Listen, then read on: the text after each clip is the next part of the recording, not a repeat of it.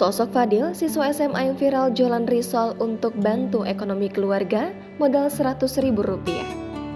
Baru-baru ini viral sebuah video yang memperlihatkan sosok remaja laki-laki berjualan risol di sekolah. Siswa laki-laki itu bernama Ahmad Fadila Thorik.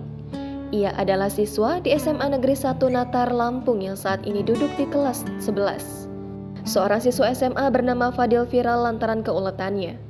Fadil mencuri perhatian setelah video berjualan risol mayo ia unggah di akun TikToknya @afdlht. Salah satu yang menarik perhatian adalah video saat dirinya membagikan aktivitas berjualan risol di sekolah. Remaja berusia 17 tahun tersebut memilih untuk membuat risol sepulang sekolah. Adapun risol-risol tersebut akan dijual esok harinya. Rupanya kegiatan berjualan risol itu telah ditekuni Fadil sejak dirinya masih duduk di bangku sekolah dasar. Namun beberapa waktu terakhir dirinya mengaku sudah jarang membawa risol ke sekolah. Hal itu lantaran banyak tugas sekolah yang harus ia kerjakan sehingga dirinya harus membagi waktu. Oleh sebab itu, ia lebih sering membuat risol mayo di akhir pekan. Dalam sekali waktu, ia dapat membuat 100 pieces risol mayo. Modalnya Rp100.000 bisa jadi 100 risol yang dijual untuk 2 hari.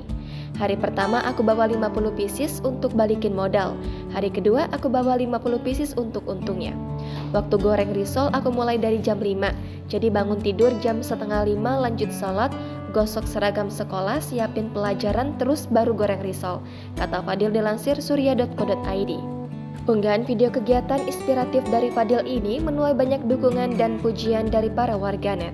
Sebab di era seperti sekarang ini sulit untuk menemukan remaja yang memiliki sifat ulet dan pekerja keras seperti Fadil. Dikutip tribunjakarta.com, niat siswa kelas 11 di SMA Negeri 1 Natar, Lampung ini berjualan adalah untuk membantu ekonomi keluarganya. Sebagai anak ketiga dari 5 bersaudara, ia tak ingin berpangku sepenuhnya kepada orang tua.